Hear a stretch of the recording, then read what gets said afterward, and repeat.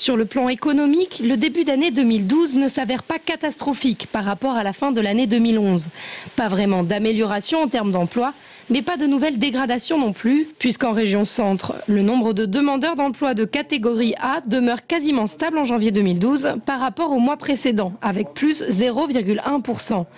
Pour autant, la situation sur un an s'est bien détériorée. On note en effet une hausse de 6,2% entre janvier 2011 et janvier 2012.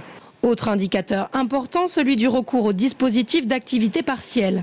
Alors de quoi s'agit-il? Les sociétés ont droit, lorsqu'elles font face à des difficultés économiques passagères ou à des circonstances exceptionnelles nécessitant une réduction du temps de travail, de demander des heures de chômage partiel d'une durée maximale de 6 semaines, pendant lesquelles les salariés perçoivent une indemnisation sous forme d'allocation de chômage partiel.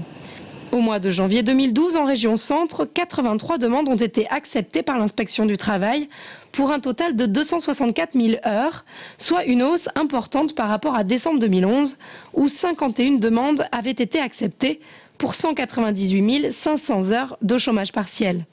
En Indre-et-Loire, 16 dossiers ont été déposés et 75 500 heures autorisées, ce qui représente 8 fois plus qu'en décembre 2011. Une hausse significative dans la région et dans le département qui comptabilise à lui seul 25% des demandes autorisées. Les principaux secteurs d'activité concernés sont la fabrication des composants électroniques et la construction. L'exemple le plus marquant reste le fabricant ST Microelectronics qui, après avoir eu recours à 3 semaines de chômage partiel en octobre, novembre et décembre, annonçait en fin d'année avoir demandé 1 semaine en janvier, une seconde en février et une troisième en mars, liée à une prévision de baisse d'activité.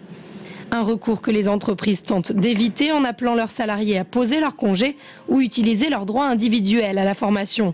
Mais surtout un témoignage concret du manque de confiance en l'avenir de la part des sociétés.